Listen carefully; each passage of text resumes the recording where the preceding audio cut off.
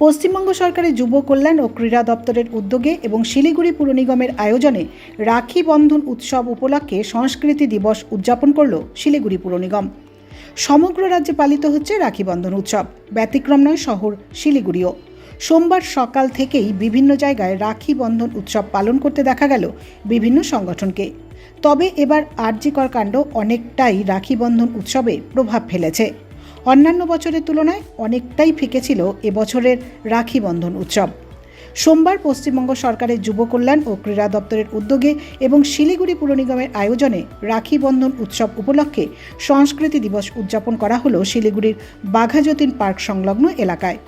এদিন প্রদীপ প্রজ্বলন করে এই উৎসবের সূচনা করলেন শিলিগুড়ির মেয়র গৌতম দেব।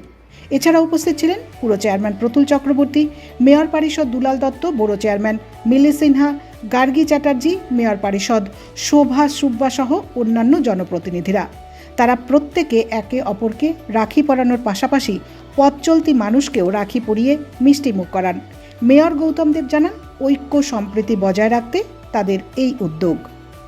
এই রাখি বন্ধনের ডাক দিয়েছিলেন বঙ্গভঙ্গের বিরুদ্ধে, যেটা সমস্ত জায়গায় সমস্ত ভারতবর্ষকে আলোড়িত করেছিল।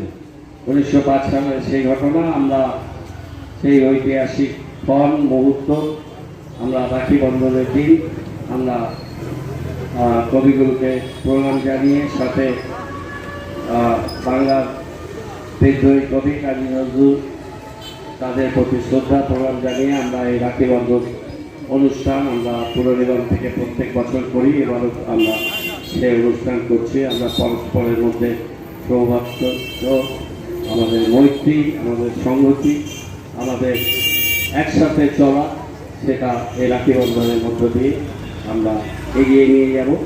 বাধার যে লক্ষ্য, সেই লক্ষ্যে আমরা নিরলস প্রচেষ্টা এবং আমরা কাজ করব। আজকের এই দিনে আমি সবাইকে, আমাদের উপস্থিত আছে তাদের সবাইকে অনেক শুভেচ্ছা, অভিনন্দন এবং ধন্যবাদ জানাই আজকের এই দিনে।